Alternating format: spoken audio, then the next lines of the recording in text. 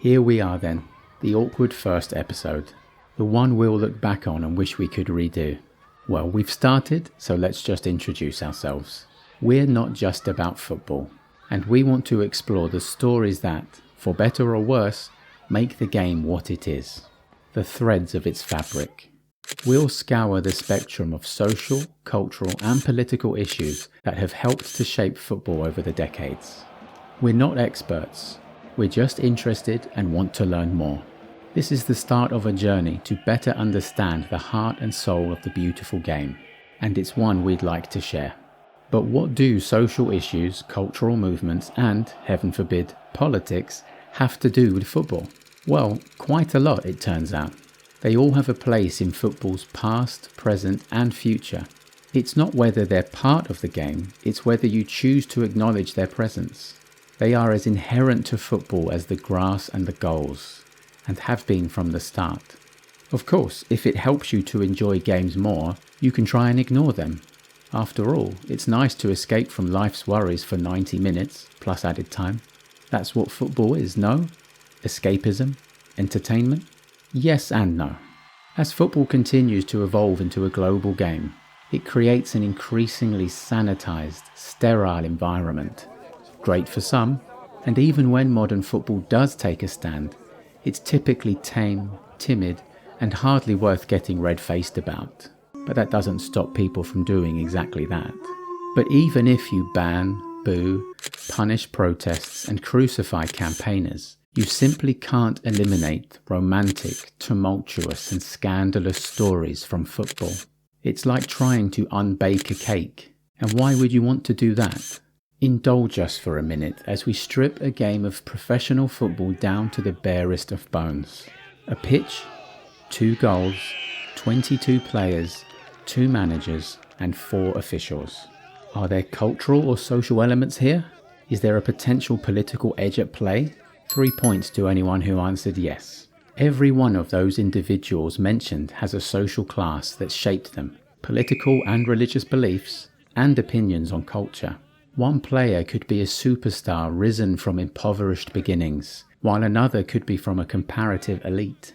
The unrelenting desire to escape from poverty could have instilled an extraordinarily strong character in that first player. His success might make him an idol to millions who share his background. The second may get abused by fans in stadiums across the country for being posh, soft, and plenty more besides. The kits on display are likely manufactured on behalf of huge multinational companies by workers paid peanuts in impoverished nations. And the strips will carry sponsors on the front, the sleeves, and maybe even the shorts. These could be gambling companies, at least at the time of writing, financial services, energy suppliers, state airlines, or national tourism slogans. Now encircle the pitch with a stadium holding thousands or tens of thousands of people. You've got the raucous ones behind the goal, the family stand, the away fans who have travelled hundreds of miles, sometimes on rail replacement buses. And don't forget the people in the executive boxes. They might just be the ones you need to watch closest of all. All these people, like the players, coaches and officials, belong to a social class. They have political and religious beliefs. They have opinions on culture and where this bloody country is heading. Even the stadium itself can have huge significance. Is it an iconic site oozing history and tradition? A true community asset? If it's new, did previous buildings on the prime piece of land burn down in mysterious circumstances? How was it funded? Is it named after a company? And what about its surroundings? Is it hemmed in by rows of terraced housing, or in a working-class neighbourhood ravaged by deindustrialisation? Is it in an affluent part of a major city?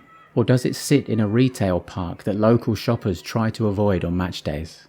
Sponsors' slogans will adorn the stadium too, encouraging you to bet here, fly there, do this with your money. That is, if you've got any left after buying your ever more expensive match ticket and extortionately priced food and drink. If it's a cup final or international fixture, the national anthem will play before kickoff. Are people singing with passion? Are others silent and disinterested? Are some people booing? Is there a man a few rows down, apoplectic with rage, screaming for the booers to face the death penalty? You could skip all this and watch the game on one of the multiple subscriptions you've had to take out. Or some other means, of course. Okay, this is getting quite granular now, but it shows how deep these issues run. And we haven't even touched on the cultural and social movements that spawned the creation of football clubs in the first place. The Industrial Revolution and mass migration to cities. Worker collectives and unions. Half-day Saturdays followed by the 2-day weekend. Football mirrors society. Everything that happens on the streets, in pubs, and at workplaces also happens in stadiums and on football pitches. Like everything else, football doesn't take place in a vacuum. It has a context, it has a history, and it's in both that you find the game's most compelling stories. Not Just About Football is here to share as many of them as possible.